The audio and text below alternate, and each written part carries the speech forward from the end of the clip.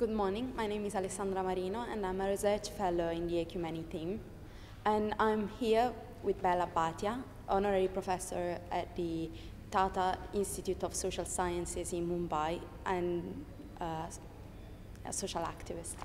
And I want to start from your work with Maoist groups. You started working with Maoist groups in the 90s, and I'm very interested in your take and your comments on violence and social movements, and the claim of people being pushed towards violence by marginalization from the state. Would you say something about it? Yes, certainly. I think Maoist violence is a form of political violence, and it is basically a response to the structural violence of the state. I mean, that I think we should get that clear from the beginning. That firstly, it is the state's structural violence. Second, the non-action or inadequate action by the Indian state to uphold the ideals, the promises of the constitution. So I think that's another kind of a political violence by the state. And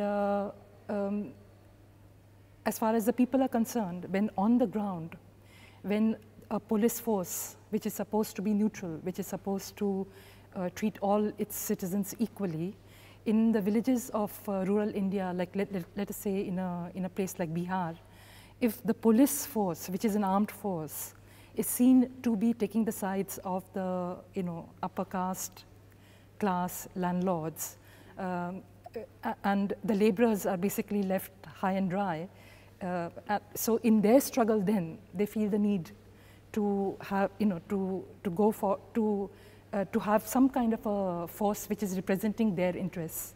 And that is why when the Naxalite movement first started, it started of course from Naxalbari in 1967 and so on, but in places like Bihar, in places like Andhra Pradesh, when the Dalits supported the Naxalite movement, it was because they felt that they had really been pushed against the wall, and they were part of a state which was just not caring for them.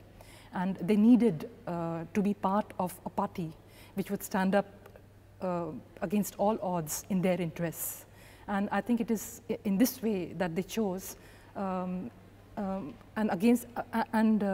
this is at a great personal cost to them, because when they side with the Naxalites and when they become a member of an organization like the Naxalite, then they're immediately on the wrong side of the state. So that would mean arrests, arbitrary arrests, all kinds of intimidation, family members having to, everybody has to suffer, the whole family has to suffer. Sometimes entire houses can be burned. So there's a lot of all that the people, go through, but where they feel that there's no other way, And basically what I find is that in Bihar, in Andhra Pradesh, where I've done some research on the Naxalite movement, I've really felt that the movement has had to take recourse to violence to uphold basic social, economic, and political rights of the, of the marginalized sections, which are actually enshrined in the Indian Constitution. So actually, the question that we can sort of ask is that if the state had, in the first place, done what it was supposed to do, then then would the people have become rebel citizens? Would they have, from citizens being citizens, would they have then chosen to be revolutionaries? So that's a question we need to ask. That's very interesting. Just a small addition to that, and my question is, has from the 90s the female participation in the Naxalite movement increased? Has it increased, or is it the same? Because you were reporting at the beginning of the 90s of a very low female participation, and now I'm interested in what's happening on the ground. Well, actually, the female participation has always been quite strong. Okay. I think what I had reported was that in spite of the fact that actually women have been participating at the local level at par with men, often what happens is that they don't have equal space in the decision-making structures, and that is why I had chosen to comment on it, because one does not expect that to be the case in quote, a revolutionary, party or politics, where again it's the same old, structures sometimes getting repeated. And sometimes even in the social movements, that's as well the yes, case. Yeah. And taking this, the cue from this idea of resistance, that's something that interests me a lot. Yeah, I wanted to go and a little bit on talking about social movements and about the current Anna Hazare movement, anti-corruption movement, that's taking a lot of participation and it's mobilizing a lot of people in India. And although I follow a lot what you write, I didn't find that you commented on it, and I was very curious about your ideas on the Anna Hazare movement. Also because I think that the media coverage of the Anna Hazare movement in the UK reinforced stereotypes of Eastern Asiatic people as lazy, as corruptible. And I was just interested to know what you were thinking about it. Well, I mean, I welcome the movement. There have been aspects of the movement I've not been entirely comfortable with, but I think as far as endemic corruption is concerned in a democracy, naturally that cannot be tolerated, and I think that's a step that our society, our polity has to go through. And what the Indians are doing is basically demanding accountability, and they have been doing that through various movements. And this particular movement that you're talking about, Anna Hazare movement and the India Against Corruption, like what it is being now called, is basically part of that larger, kind of bandwidth of various social movements which are trying to hold the state accountable. Now, in this case, of course, they've taken up that whole issue of corruption first, and which is very important because in a way it sort of connects the ordinary people, the middle classes, because everybody suffers. When there are so many different small cases as well as big cases of corruption, of scandal, the entire society suffers. And therefore, I think it is certainly an important movement because one is demanding accountability, one is against criminalization of politics. But at the same time, this is as I said, a part of a larger effort to hold the government accountable, and it should be considered a part because there are other very important things to question too, because when we don't want a corrupt politician, but at the same time we also need to question the system itself. Now, a system like the Indian system has so far, as I was also mentioning earlier, shown itself to be not treating all its citizens equally, to be not committed to the constitution, to be not committed to the rule of law. And we have so many instances of this. And lately, after economic globalization, after post-1990, we see what economic globalization has done. Like on the one hand, you have this 9% growth rate, but it has not really translated into real life change in people's lives.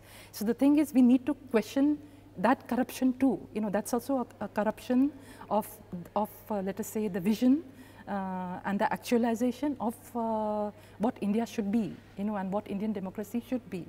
So therefore, we have to, see it in that kind of a context. I'm very pleased that you came to this symposium, and I'm very pleased that you gave us your experience, also because you have this double look from the academia and from the grassroots movements, and you are able to balance a view between these that sometimes can be two different souls. So just to close this interview, can you just give me a comment about this idea of being in two spaces and having to negotiate two souls? Well, I mean, I'm not sure to what extent I'm able to balance, but the thing is, I think each one of us has to decide in terms of what I may call a conversation with your own life. How do we converse with life, and how do we add meaning to the life that has been given to us? Now, for me, it is very important, like what you describe as the field is where reality is. And you know, when like in the context of Edward Said, since our you know, symposium here deals with some of his ideas, like Edward Said in a talk, Speaking Truth to Power, he reminds the intellectual not to stray away from what he called a coarse reality. And I think that's a very important message that all of us have to bear in mind. And I consider myself a fairly ordinary person. And I feel that since ordinary people think, in that sense, I'm also an intellectual. And I think that for me, it is valuable to try to understand the reality as people live them, in some ways being with them, through them, and to try to, you know, then take that understanding and see what I can do with it. Now, there are many things one can do with that understanding. Like an activist would, you know, on the basis of the same understanding, you would, through the activist organization, you will try to bring about change. As a writer, you know, I may want to use that understanding to try to translate it into knowledge. And you know, in order to also think about how do we think about these kind of issues. And what is also very important to me is to think and write in a language that is easy and which, you know, which is available to the wider audience. Because often I think what does happen in academics is that there is a certain kind of a language that is used, which then restricts the entire, you know, discourse and debate within a particular set of people. And I feel it is very important that knowledge also become people's knowledge, you know, that it should be owned by the people, and it should ultimately go back there, and therefore it should be in the language of, you know, of people, where everybody can understand it and be part of it and contest it, and you know, through that contribute to a collective understanding for change. Because ultimately that is what I think all of us are about, whether it be through direct action, whether it be through you know, writing, teaching. I think ultimately we are all in that enterprise for progressive change in our societies. Thank you for your contribution, for your invitation to think with the people and together working through that thinking for social change. Thank you so much.